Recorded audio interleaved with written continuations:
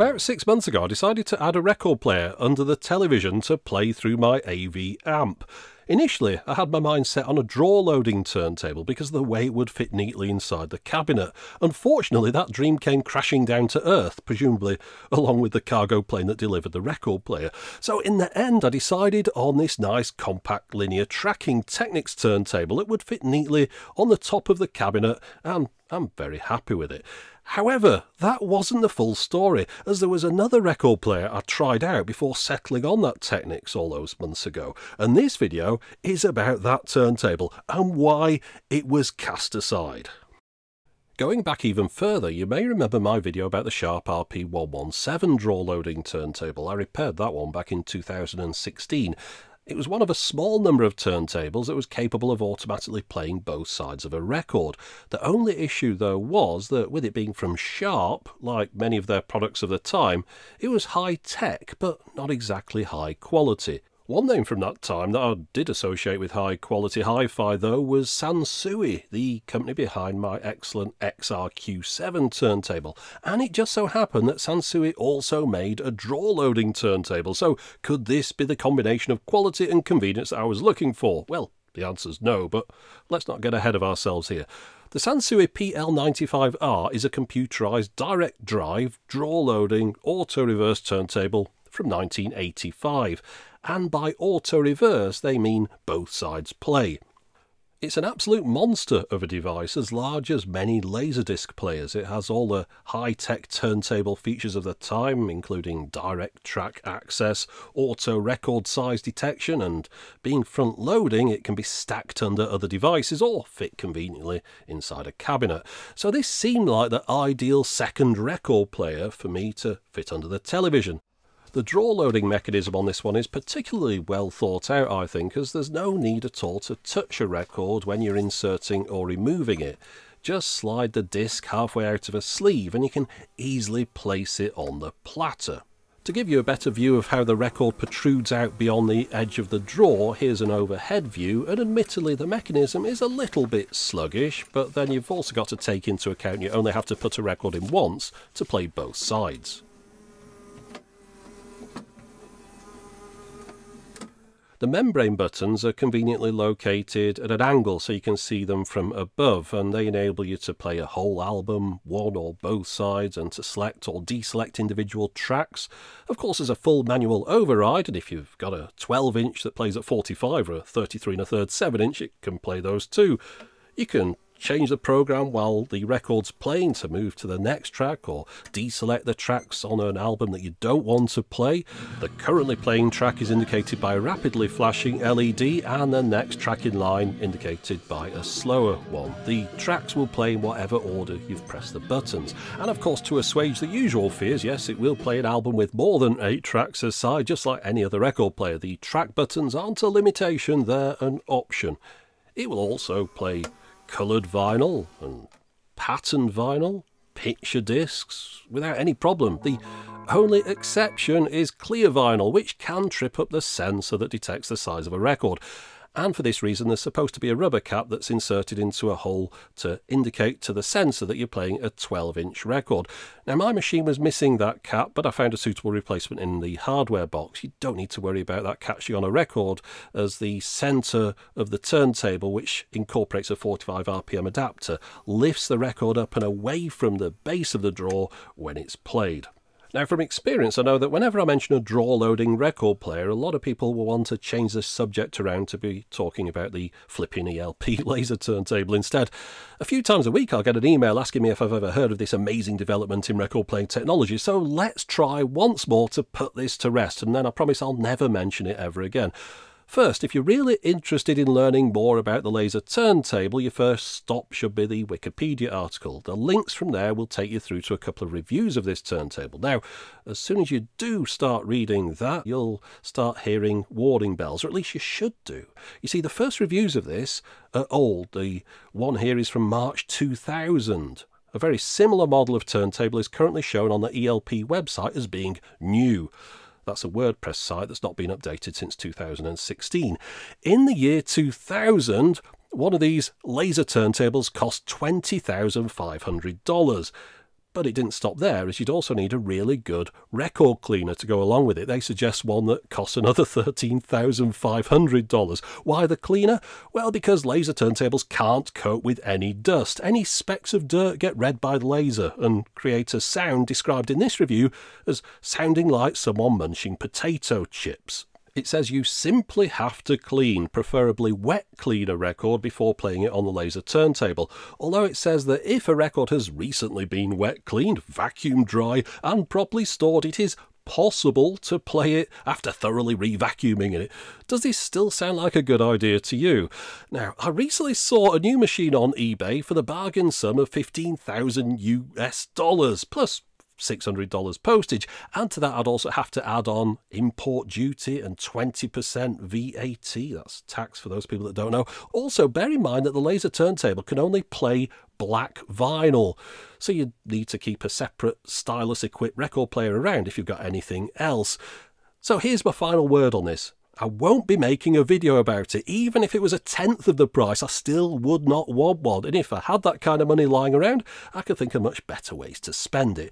Now let's get back to the Sansui. Now this one is capable of playing all my vinyl, no matter what the colour and whether or not it's dusty. I don't have to use a $13,000 vacuum cleaner on this one. But if it's so flipping great, then why am I no longer using it? Well, it's a bit of a sad tale. You see, the Sansui of 1985 was nothing like the Sansui of the 1970s, or even the early 80s.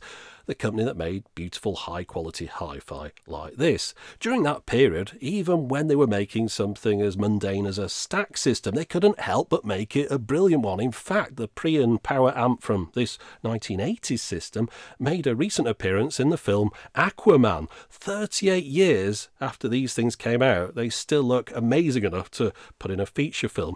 However, that was 1980 Sansui. By 1985, the wheels had fallen off the cart. The problem was that the hi-fi market shifted down market, and this company that was used to making premium quality products for the well-heeled hi-fi enthusiasts struggled to adapt to the changing times. And it's this Sansui, a company that was on the ropes, that brought out the PL95R, and the quality just wasn't there. To illustrate this, let me show you the procedure for replacing the stylus, or should I say styli, because there are two of them. You basically have to take the thing apart like you're a repair engineer, something I've never seen before for a task that's so common as a stylus swap. To set a gold standard for this, here's a stylus swap for my Technics turntable. Even the sharp both sides play turntable thoughtfully included access panels, one on either side for either stylus. But now let's contrast that with the Sansui stylus swap experience. You start by taking the screws off the back and then lift and remove the lid, and then take another couple of screws out and remove this back panel.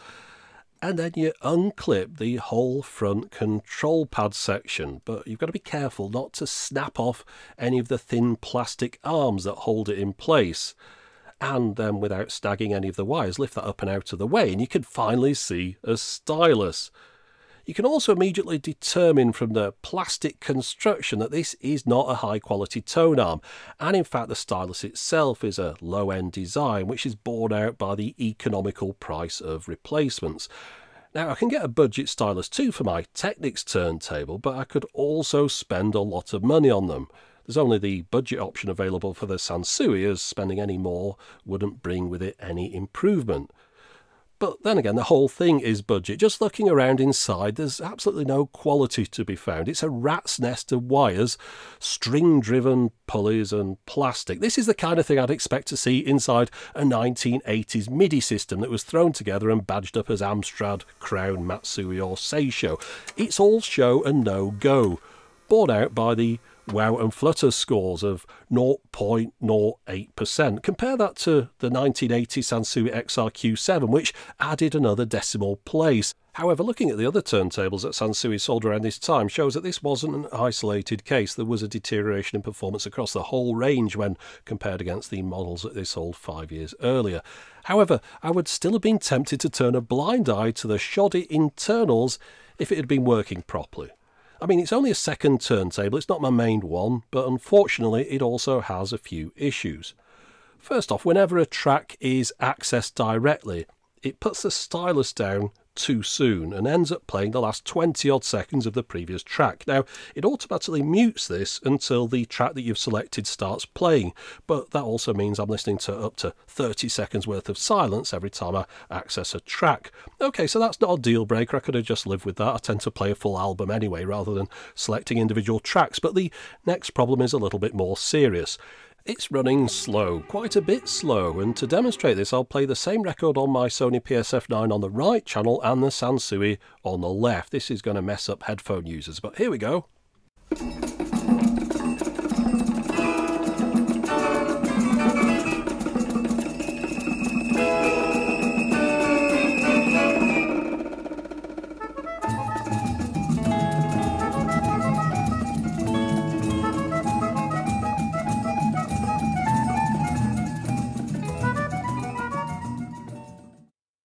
Okay, so again, just like the previous problem, this is something that the right person should be able to fix. The service manual even has a section about it. It does seem to be a bit of a hassle though. You've got to remove the motor frame, put a strobe disc on, pull a parallel cord off a board, run a 15-volt lead into that and attach a resistor to it, etc, etc. But for me, at this point, enough was enough. After seeing what was inside this, I felt it just wasn't worth spending any more of my time on something that was so low-end. It's like a Crosley cosplaying as a Sansui. You can have all the features in the world, but when it boils down to it, I didn't want any of my records being played by this plastic garbage and its Poundland tone arm. And finally, to add insult to injury, it turned out to be too deep to fit into my cabinet, despite this being a space that was once occupied by a full-size AV receiver. And that is the story of how I ended up with the Technics SLJ300R. So what happened to the Sansui company? Well, you might want to turn off now if you don't like sad endings. As their logo stated, only HiFi, everything HiFi. They had all their eggs in one basket and the bottom fell out of it. In the late 80s they stopped trading internationally and for a while just sold to the home market in Japan. However, in the end their name, a name that once stood for quality hi-fi, became one of a portfolio of company names acquired by a Chinese holding company. A company that also owns the Nakamichi, Akai and Emerson brands. And those of a nervous disposition should look away now, as the once proud Sansui badge is now getting put on cheap tats like this mono cassette player. Yeah, that's pretty much the same device that I reviewed when it was being sold by Aldi in the UK, branded as Maxtech. So yes, like so many brands, 2019 Sansui is not 1970s Sansui. But then again, even when they were still Sansui, 1985 Sansui wasn't that good either. So instead, let's just remember Sansui, I've said it too many times now, haven't I, as the company who made things like this. But anyway, that's it for the moment. As always, thanks for watching.